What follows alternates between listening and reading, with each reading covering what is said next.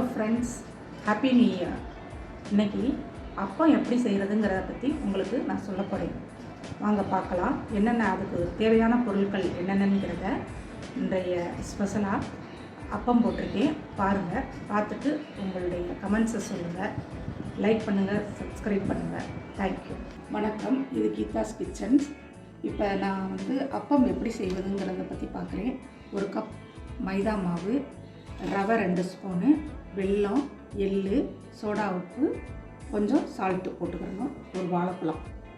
இப்போ எப்படி மிக்ஸ் பண்ணுறதுங்கிறத காட்டிட்டு உங்களுக்கு செஞ்சு காட்டுறேன். ரொம்ப அருமையாக இருக்கும், பாருங்கள்.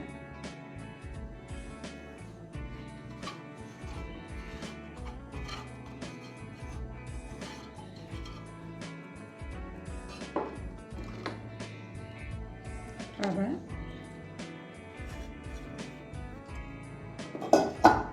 எள்ளு 2 ஸ்பூன் எள்ளு வச்சுருக்கேன், கொஞ்சம் சோடா உப்பு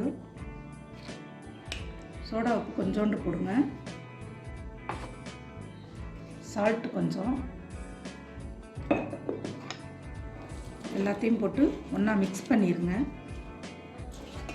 கொஞ்சம் தண்ணி விட்டு கொஞ்சம் கெட்டியாக பிசைஞ்சு வச்சுக்கிறோங்க.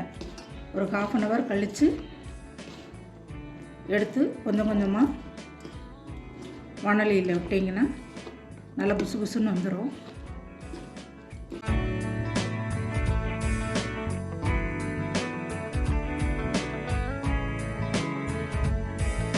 நான் வாழைப்பழம் சேர்த்து தான் செய்வேன்.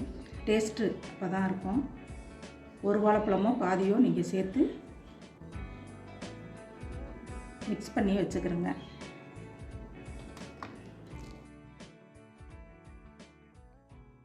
இப்போ ஒன்றா எல்லாத்தையும் மிக்ஸ் பண்ணியாச்சு.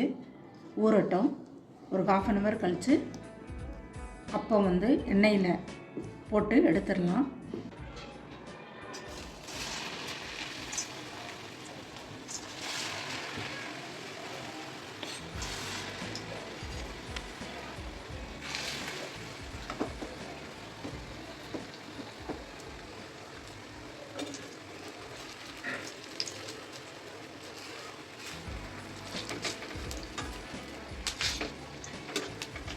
பாருங்கள், அப்பம் ரெடி ஆயிடுச்சு. ரொம்ப ஈஸியான மெத்தடு தான் இது. வீட்டில் செஞ்சு பாருங்கள், நல்லா டேஸ்ட்டாக இருக்கும். சப்ஸ்கிரைப் பண்ணுங்கள். தேங்க்யூ.